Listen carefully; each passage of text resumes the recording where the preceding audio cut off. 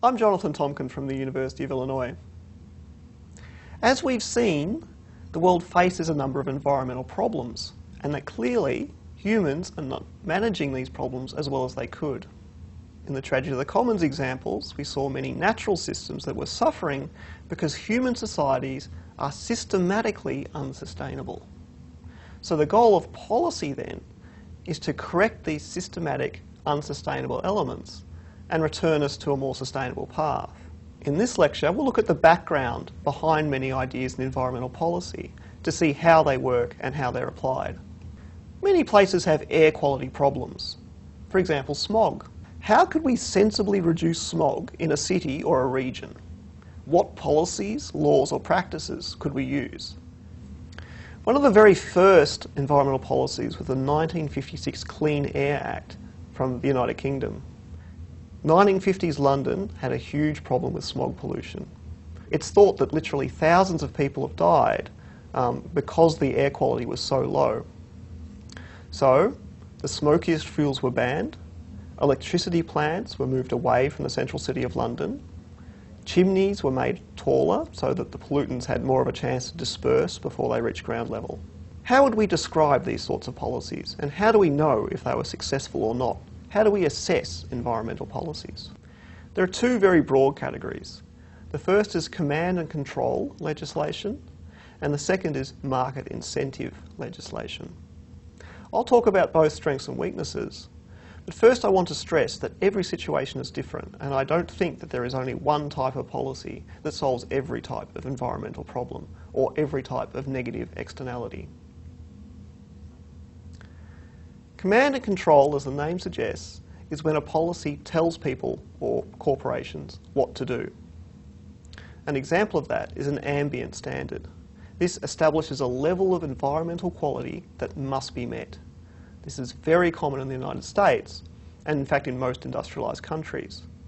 In the case of our smog example, the US Environmental Protection Agency mandates that a city must keep its pollutants below a certain level. For example, carbon monoxide concentration below 9 parts per million. It's up to the city then to figure out how to make this ambient standard work, how to meet that standard. And so there can be further regulations. So for example, power plants might require scrubbers, factories might have to close, leaf blowers might get banned, cars might have to have catalytic converters fitted, and so on. So with a command and control legislation, there is a set limit that must be met, and then it's up to individuals or local governments or regional places to figure out how we meet those standards. Another type of command and control is an individual standard. This is sometimes implemented as performance or technology standards. In the case of a technology standard, a device has some requirements. So, for example, in the United States, you can't just sell a fridge. There's a federal standard on the amount of energy used by every refrigerator, and it's illegal to sell a fridge that doesn't meet that standard. Similarly, cars have to have a certain fuel efficiency. I'd quote numbers, but it's actually a very complicated piece of math. To get the exact amounts would require understanding about the sorts of cars manufactured by a certain company versus another company and so on. But a small car might be required to get 36 miles per gallon, while a pickup truck might be required to get 22 miles per gallon. So again, this is a mandated standard. The designers and producers of the pickup truck can decide how they will meet that standard, but however they do it, that standard must be met. The second set of policies is arranged around market incentives. Sometimes they extend the command and control approach or are used in conjunction with it. For example, you could mandate that there is a cap on the amount of pollution that an individual factory can produce. Right? You can only produce so much sulfur dioxide per day or whatever your standard is. Now, that's clearly an example of an individual standard. Right? We have a performance standard for this factory. But if you allow companies to trade the right to pollute amongst one another, which we'll spend a lot of time on shortly, we can incentivise companies to do better than the standard. If they go below the standard, Under the old regime, they get no benefit, but under the new regime, they could sell that excess right to pollute to somebody else. Economists like this sort of market incentive pattern because it allocates the need to reduce pollution more efficiently. The people who are really good at reducing pollution can do more of it. We'll spend a lot of time talking about various examples of this, but I want to start with the problem of acid rain. 30 years ago, fishermen and scientists in North America noticed that there was an alarming decline in some plant and animal species. In particular, forests and aquatic life seemed not to be doing very well. Research into the problem indicated that it was caused by sulfur dioxide emissions. Sulfur dioxide is a byproduct of burning coal. So just as burning fossil fuels creates carbon dioxide, which can lead to global warming, by burning coal we can also produce other emissions. When sulfur dioxide goes into water or snow, it makes it acidic. And so by making water acidic, or indeed by making acid rain, natural systems were being harmed.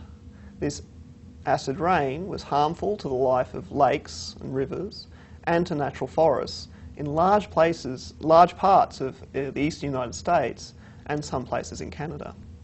So one response might be is to have a command and control legislation. That is to limit the amount of sulfur dioxide each company is allowed to emit into the atmosphere. And if you set that limit correctly, you can reduce the amount of sulfur dioxide so much that the amount of additional acid caused is so low is that it no longer hurts these natural systems. But critics said that this would be too expensive.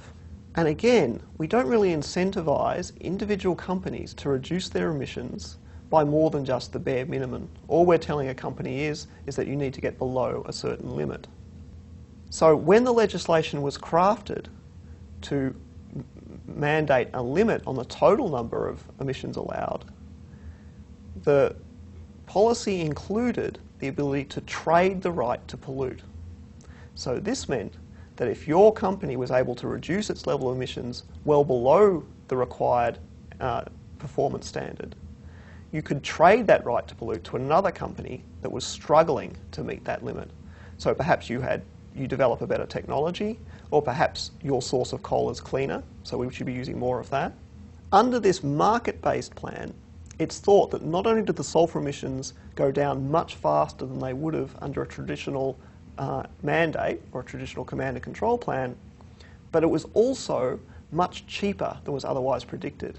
In fact, these coal companies were able to do it at 1/4 of the cost that the initial estimates said it would be. So here we see an example of where a market incentive plan can create a more efficient result. We don't want to spend money unnecessarily. If we can do something in a better way for cheaper, we should do that. Beyond command and control and market incentives, there's another judicial way that we can control these negative externalities, and that's through liability. If you have a legal system that is robust and uncorrupted, it's possible to sue polluters who cause harm. This is a very common approach in the United States. The US law is sometimes inconsistent. So, for example, sometimes it limits the amount of liability in the case of an oil spill. But in general, the threat of being sued if you do something that harms others is a way of preventing individuals and companies from emitting pollutants that they know can be harmful. There are limitations with this approach. One of them is that companies who pollute might be made bankrupt. And if you're made bankrupt, you can't make good on the damage that you've done. And so again, that negative externality is not addressed. This is often thought to be one of the big stumbling blocks of nuclear power, because if there is a catastrophic event, a catastrophic failure, the negative externality could be massive, and in fact could be so large as to render the energy company that was responsible for the accident bankrupt, and they would never be able to compensate all the victims of their failure, their negative externality, adequately. Another very common idea in environmental policies is the polluter pays principle. This is very straightforward and it has a lovely common sense ring to it. Under polluter pays, if you make the mess, then you're responsible for cleaning it up, or responsible for paying other people for the damage that you've done to them. We'll look at this in more detail in a future lecture. But in the case of cars, we already see this implemented in many places. For example, what you might do is you say, well, we know that the driving of cars burns fossil fuels, and that if we burn a fossil fuels, we create a negative externality. That could be carbon dioxide, but it could also be smog.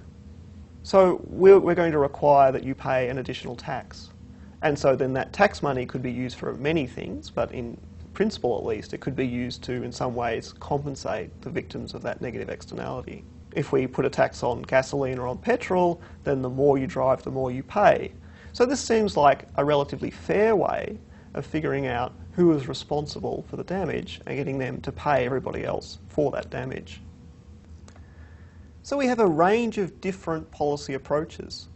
How can we tell if a policy approach is worth doing? We'll look at that in the next lecture.